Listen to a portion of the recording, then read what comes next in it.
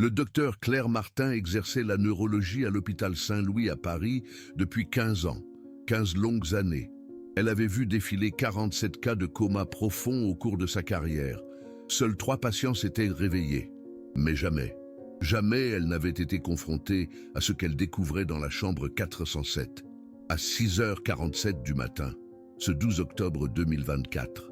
Lorsqu'elle appela Isabelle Dubois, sa voix tremblait. Une chose qu'une neurologue avec 15 ans d'expérience ne fait pas. Une chose qu'une femme de science, habituée aux pires pronostics, ne se permet pas. Madame Dubois, j'ai besoin que vous veniez à l'hôpital. Immédiatement. Isabelle Dubois, 38 ans, propriétaire de la chaîne Hôtel Dubois, 12 établissements de luxe à travers la France, était assise dans son bureau.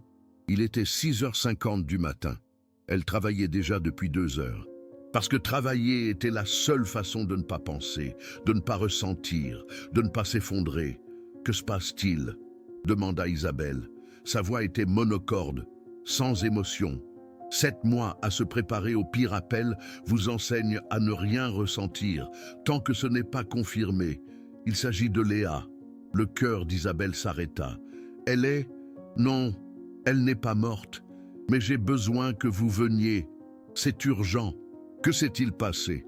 Le docteur Martin fit une pause, 3 secondes qui semblèrent une éternité. Votre femme de ménage, Fatima Benatia, saviez-vous qu'elle vient à l'hôpital tous les matins? Isabelle se figea. Quoi? Non, je lui ai seulement demandé d'apporter quelques affaires 2 ou 3 fois.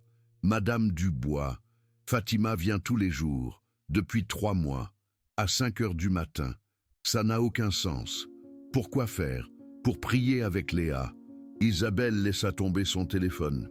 Parce que pour comprendre ce qui s'est passé ce matin du 12 octobre, pour comprendre comment quelque chose que 47 neurologues avaient déclaré impossible est devenu réalité, il faut connaître toute l'histoire, les 7 mois d'enfer qui ont mené à ce moment.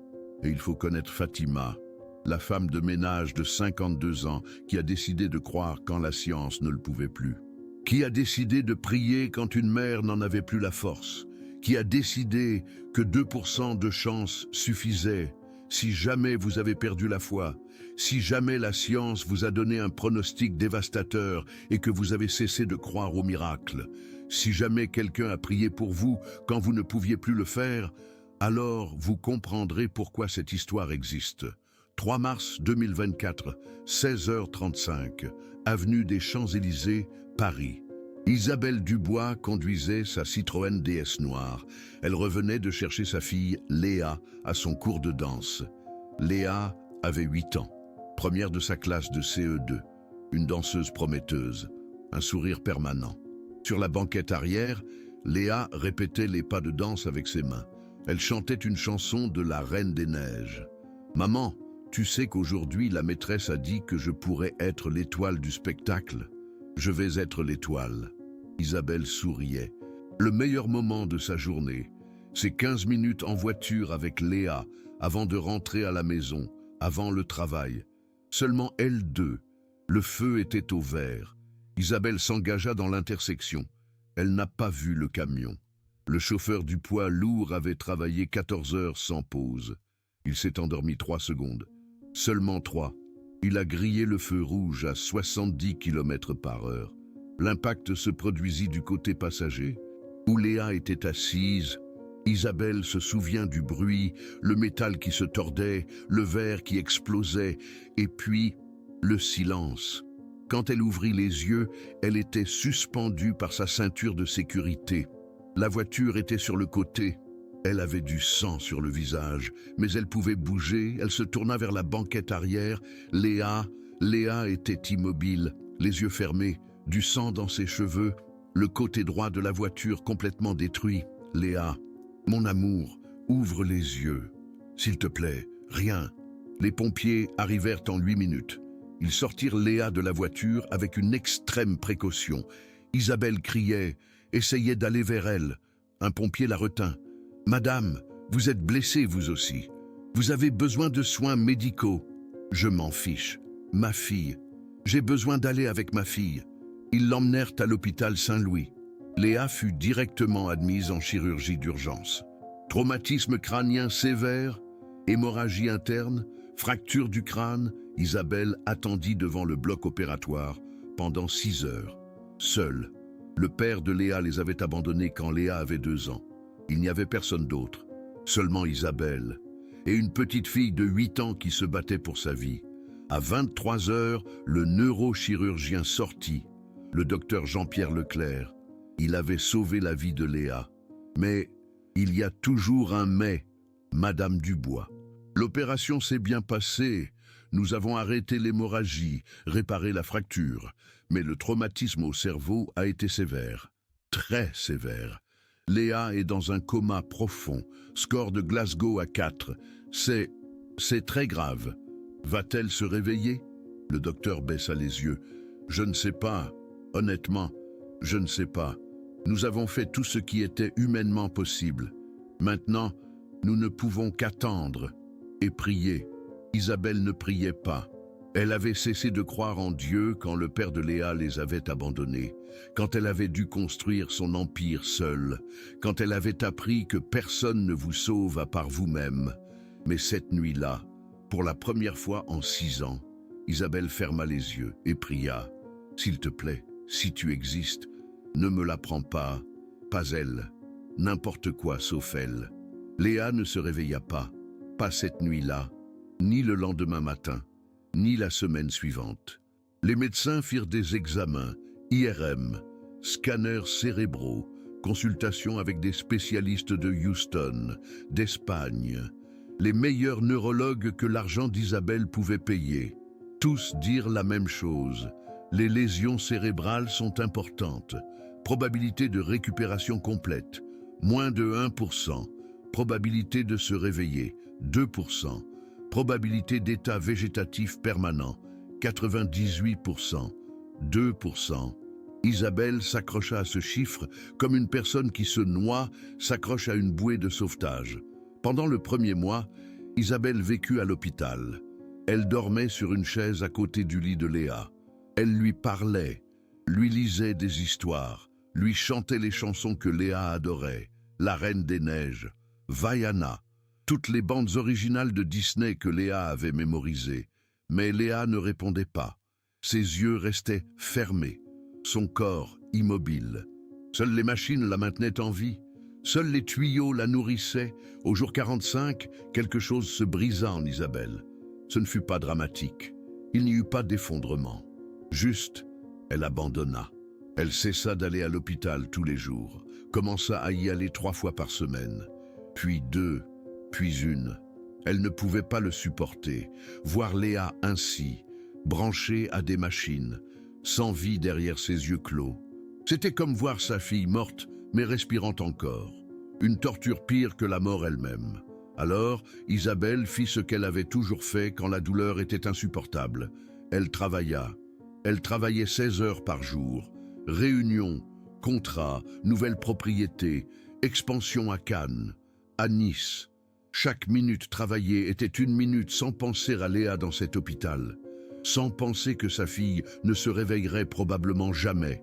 Au 4e mois, Isabelle avait besoin d'aide à la maison. Sa maison de 4 millions d'euros dans le 16e arrondissement s'était transformée en un mausolée.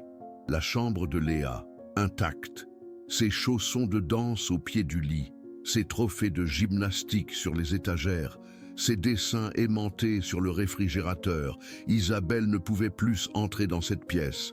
Elle ne pouvait rien voir de Léa sans s'effondrer. Elle engagea Fatima Benatia par le biais d'une agence. 52 ans. Expérience dans le nettoyage et l'entretien de maison. Référence irréprochable. Salaire modeste de 1 400 € par mois. L'entretien dura 10 minutes. « Pouvez-vous commencer dès demain ?» demanda Isabelle. « Oui, madame. » Ce fut tout. Isabelle ne lui demanda même pas pourquoi elle voulait ce travail. Cela lui était égal. Elle avait juste besoin de quelqu'un pour faire tourner cette maison pendant qu'elle se cachait au travail. Fatima commença le 8 juillet 2024. 4 mois après l'accident, 3 mois après qu'Isabelle eut cessé de croire au miracle, Au début, Fatima faisait exactement ce qu'on lui avait demandé. Ménage, cuisine, lingerie, travail impeccable, silencieuse, efficace. Elle arrivait à 7 heures du matin, elle partait à 5 heures du soir. Isabelle la voyait à peine. Elle quittait la maison à 6 heures du matin. Elle revenait à 10 heures du soir. La maison était propre, le repas préparé. Fatima était partie. Le système fonctionnait, mais il y avait quelque chose chez Fatima qu'Isabelle avait remarqué dès le début. Une tristesse dans ses yeux, comme si elle aussi portait une douleur qui ne disparaissait jamais. Un après-midi, 2 semaines après avoir embauché Fatima, Isabelle rentra plus tôt, 6 heures du soir.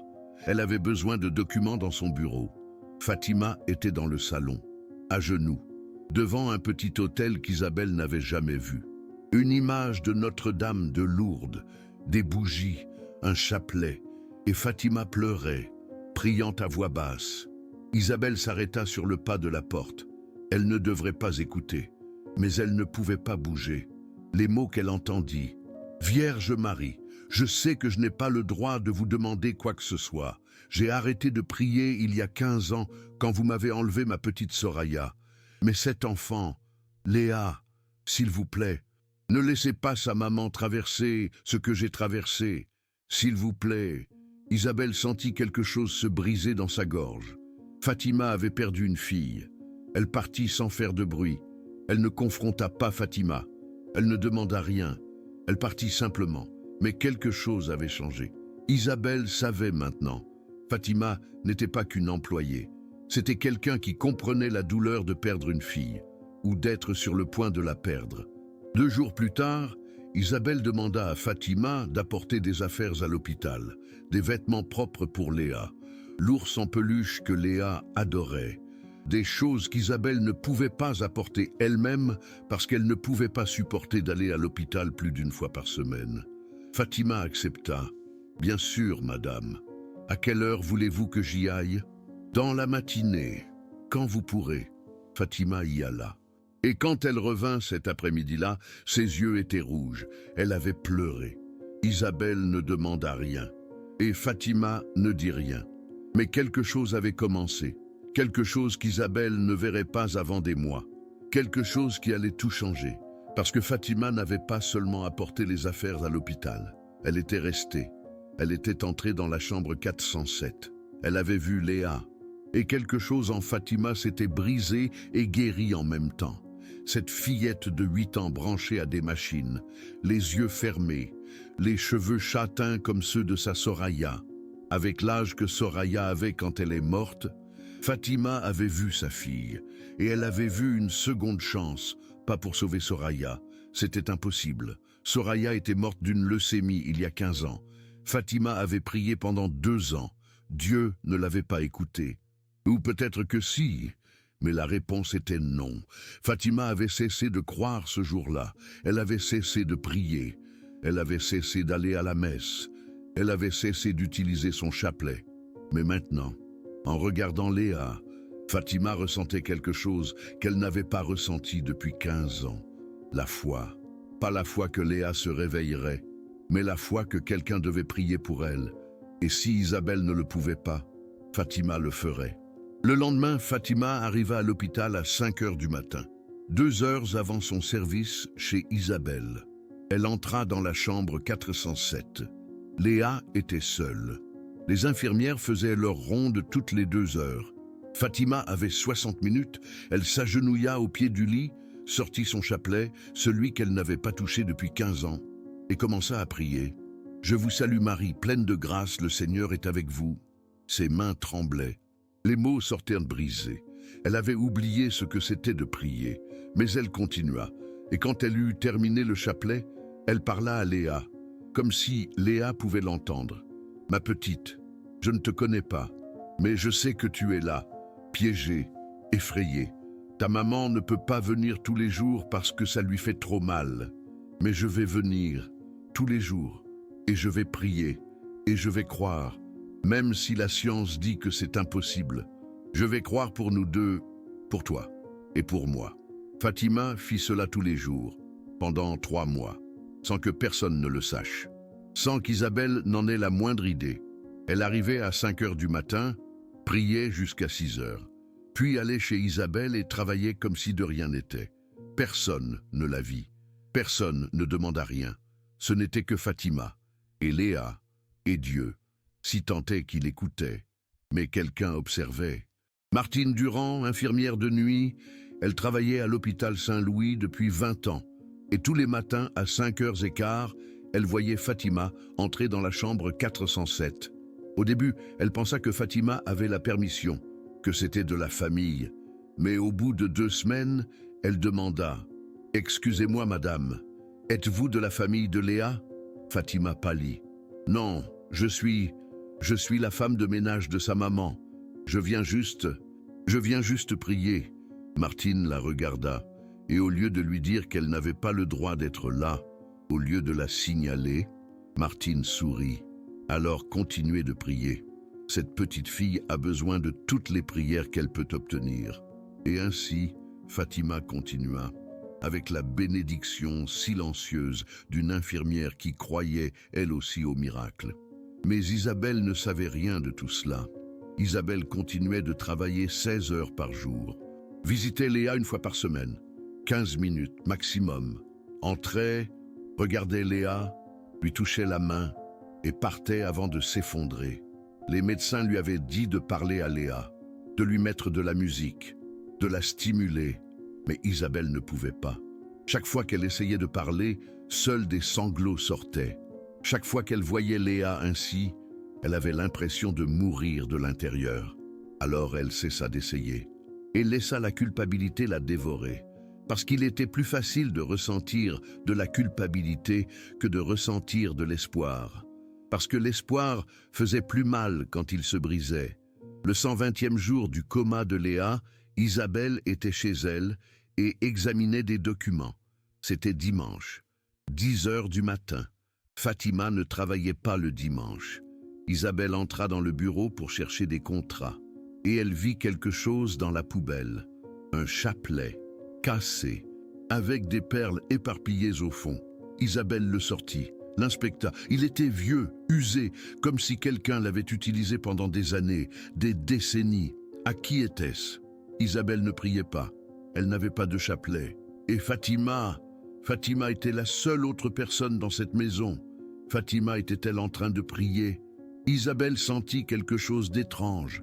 Pas de colère, pas de surprise, mais de l'espoir, petit, fragile, mais présent. Si Fatima priait, si Fatima croyait encore, peut-être, juste peut-être, qu'il y avait quelque chose en quoi croire. Isabelle ne sut pas quoi faire de cette pensée. Alors elle fit ce qu'elle faisait toujours. Elle l'ignora, rangement du chapelet dans un tiroir, et elle partit travailler, mais quelque chose avait changé, quelque chose de petit, une fissure dans le mur de désespoir qu'Isabelle avait construit. Et cette fissure était sur le point de devenir un abîme. Parce que ce qu'Isabelle ignorait, c'est qu'à ce précis moment, Fatima était à l'hôpital Saint-Louis, comme tous les dimanches, pariant avec Léa.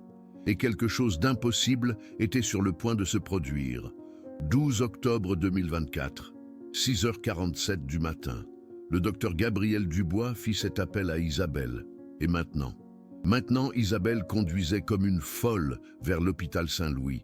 47 minutes dans le trafic matinal. Chaque seconde. Une éternité. Que s'était-il passé? Pourquoi le docteur sonnait-elle ainsi? Effrayé? Surprise? Espérant? Et Fatima allait-elle à l'hôpital tous les jours? Pendant 3 mois? Sans rien lui dire? Isabelle arriva à l'hôpital à 7h34 du matin. Elle courut vers l'ascenseur, 4e étage, chambre 407. Le docteur Dubois attendait devant la chambre, et quand elle vit Isabelle, elle fit quelque chose que les médecins ne font jamais. Elle sourit, « Madame Dubois », avant d'entrer. « J'ai besoin de vous expliquer quelque chose. Que s'est-il passé? Léa va bien? Léa va... » Le docteur cherchait les mots justes. Léa va mieux qu'elle n'a été depuis 7 mois. Isabelle sentit ses jambes fléchir. Qu'est-ce que cela signifie? Cela signifie que j'ai besoin de vous montrer quelque chose. Mais d'abord, Je veux que vous rencontriez quelqu'un. » Le docteur ouvrit la porte de la chambre 407. Et là, assise près du lit de Léa, était Fatima. Fatima se leva immédiatement. « Madame Isabelle, je suis désolé, je n'aurais pas dû venir sans permission. C'est juste que... » « Attendez, » interrompit Isabelle. « Depuis combien de temps venez-vous ici ?» Fatima baissa le regard. « 3 mois. Tous les jours ?»« Oui. » « À quelle heure ?»« 5 heures du matin. » Isabelle regarda le docteur. Puis Fatima. Puis Léa dans le lit, immobile, comme toujours. « Pourquoi ?»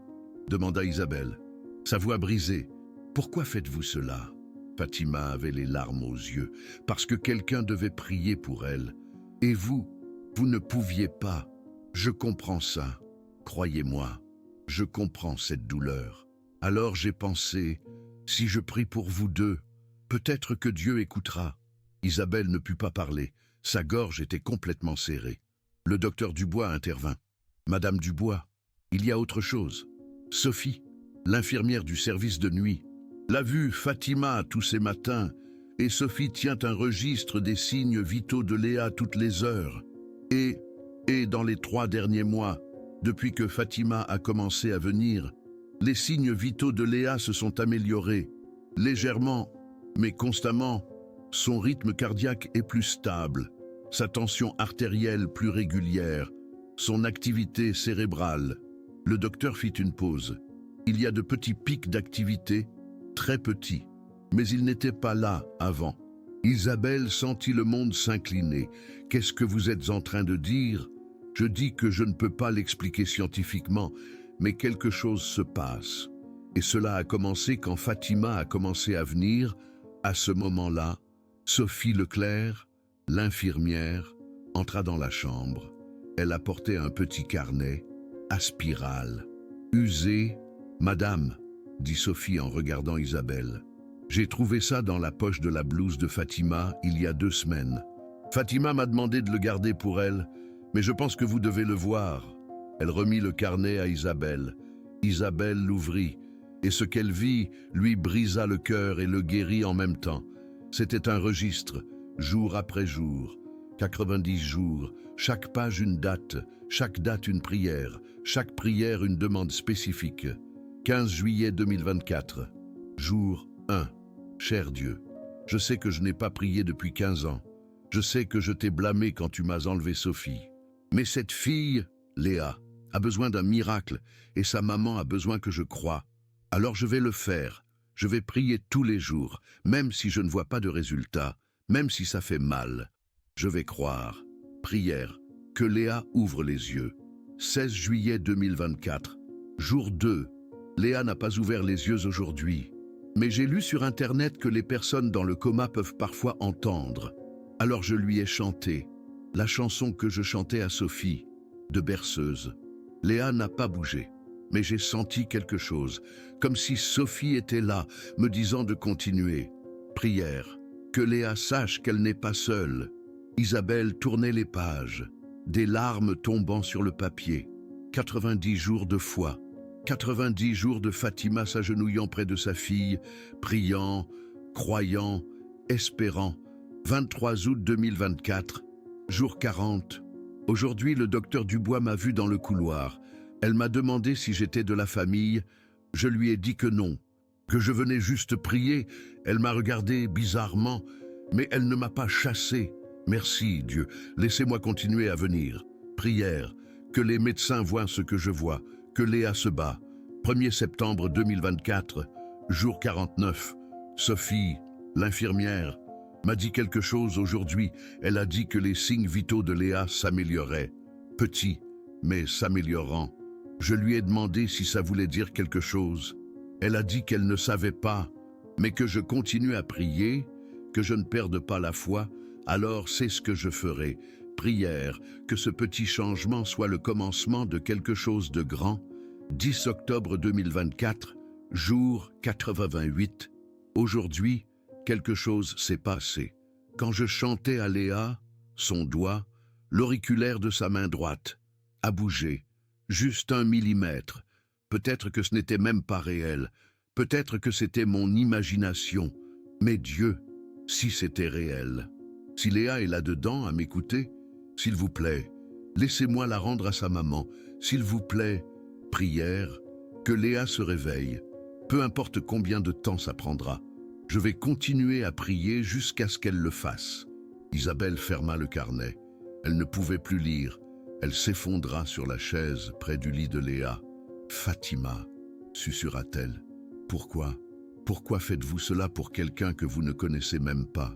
Fatima s'agenouilla devant Isabelle, prit ses mains, parce qu'il y a 15 ans, j'ai perdu ma fille, Sophie. Elle avait 9 ans, leucémie. J'ai prié pendant 2 ans. J'emmenais Sophie à l'église même si elle était trop faible pour marcher. J'ai promis à Dieu tout, ma vie, mon âme, ce qu'il voulait, pour qu'il la sauve. La voix de Fatima se brisa complètement. Mais Dieu ne l'a pas sauvée.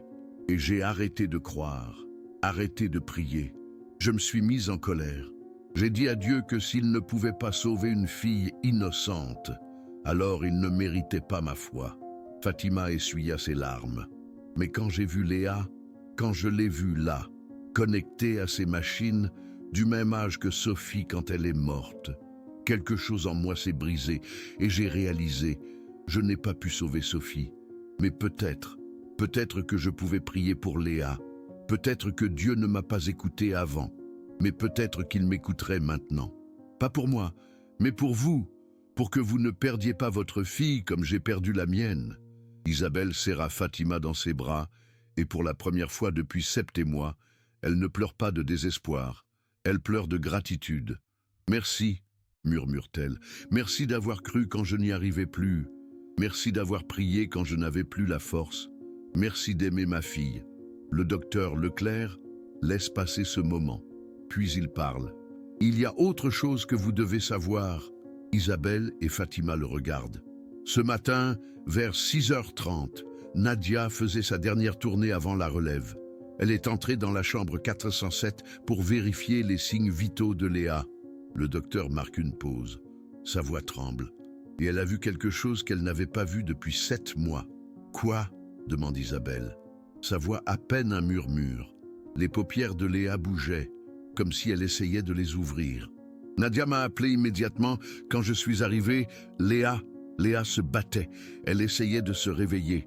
Isabelle se lève, s'approche du lit, regarde Léa, immobile, les yeux fermés, comme toujours. Mais non, pas comme toujours, parce que maintenant Isabelle le sait. Léa se bat.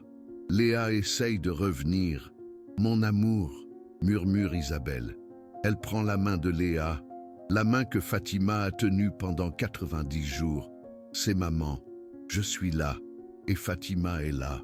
Et nous n'allons pas partir, pas avant que tu ouvres ses yeux. » Fatima s'agenouille de l'autre côté du lit, prend l'autre main de Léa et commence à prier, à voix haute, avec une foi qui était morte depuis 15 ans, mais qui maintenant brûle plus fort que jamais.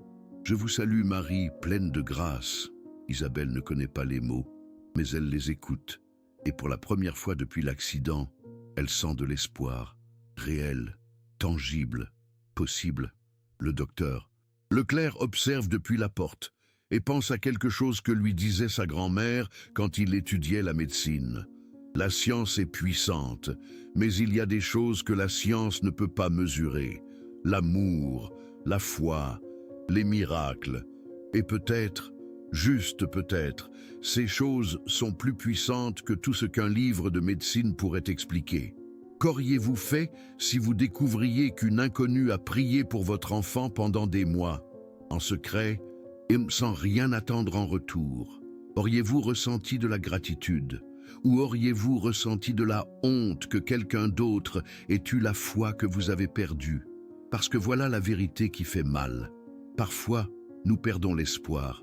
Parfois, la douleur est si grande que nous cessons de croire. Et dans ces moments-là, nous avons besoin que quelqu'un croie pour nous. Quelqu'un qui s'agenouille quand nous ne le pouvons plus. Quelqu'un qui prie quand nous n'avons plus de mots.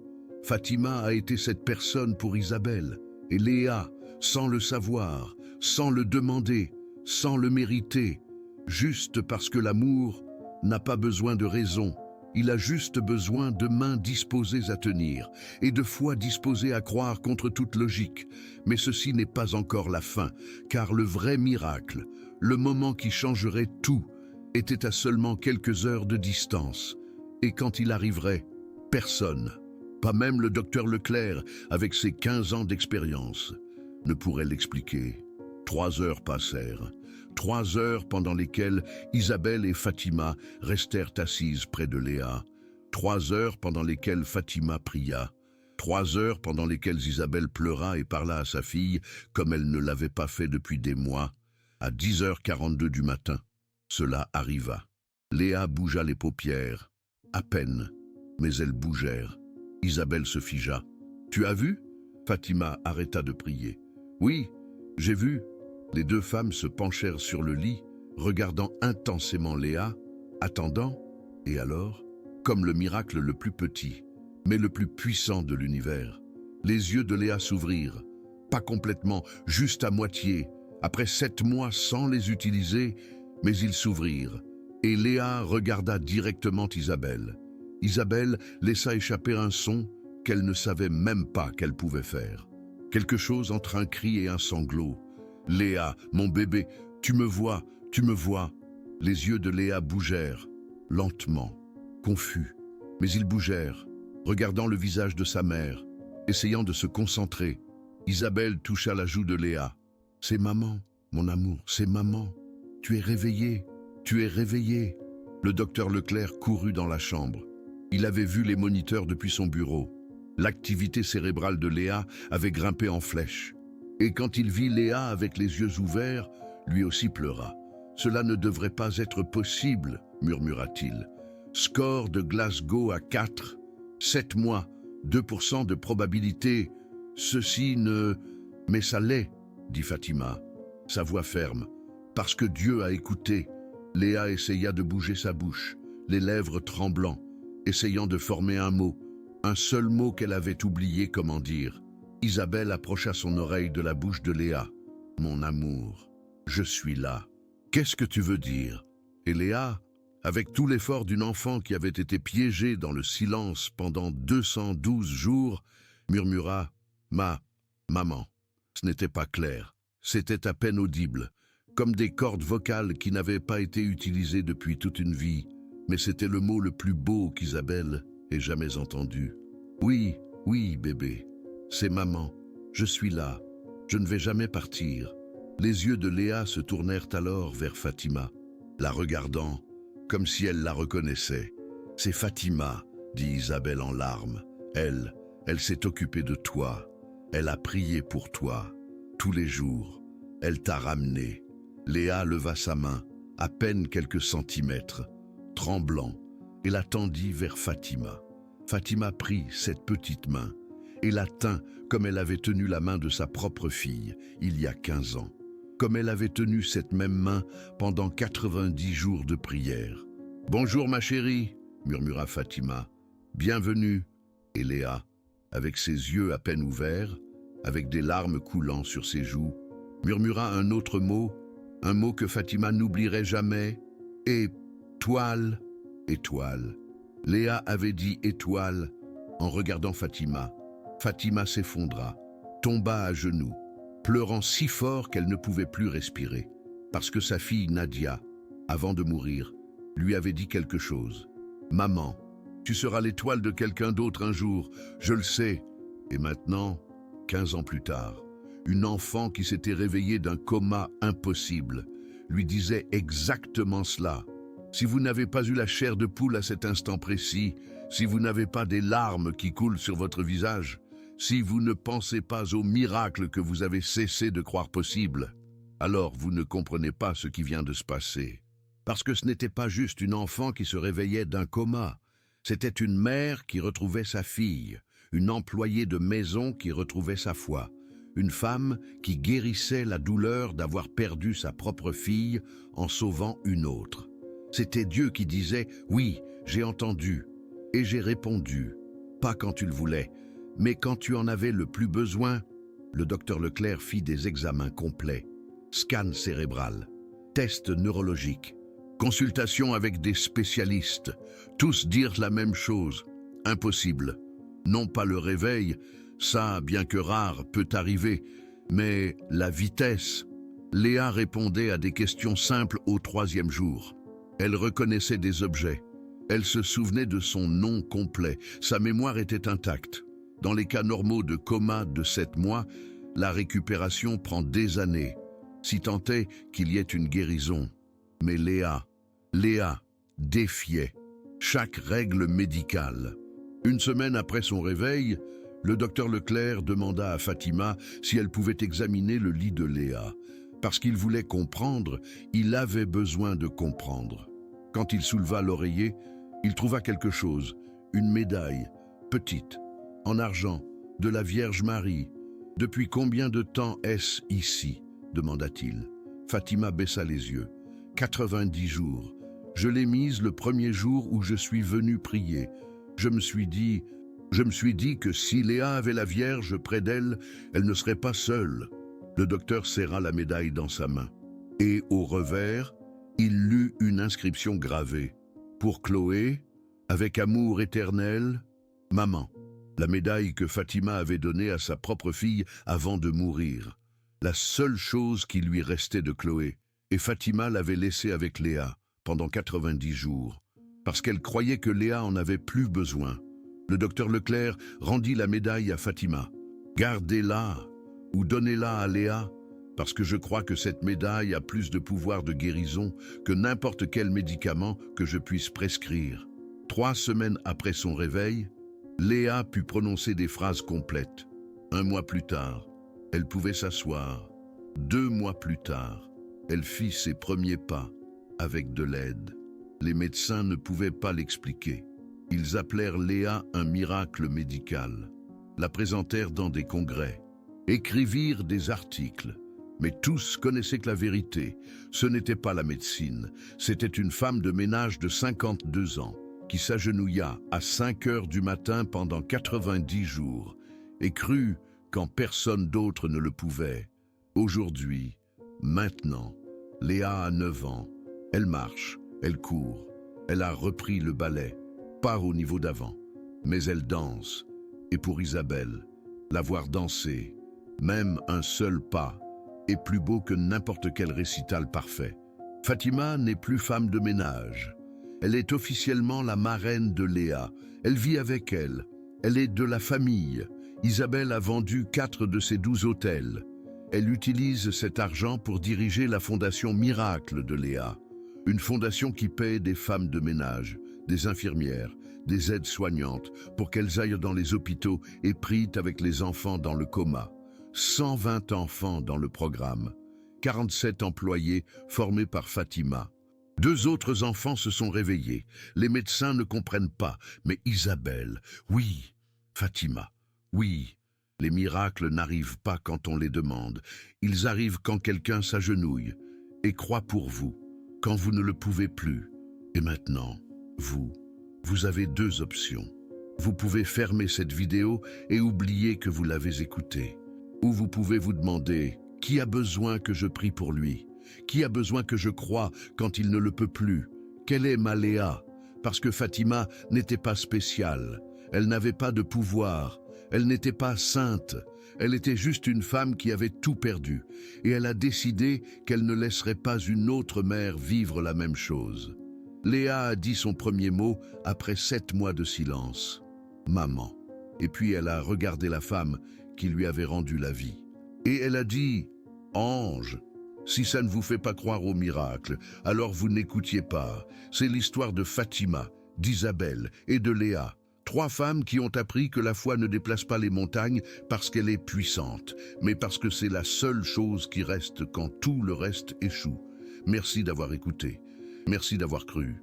Et s'il vous plaît, si quelqu'un dans votre vie a besoin d'un miracle, agenouillez-vous, priez, croyez. Même si la science dit que c'est impossible, parce que parfois, juste parfois, l'impossible attend que quelqu'un soit assez têtu pour l'essayer de toutes les façons.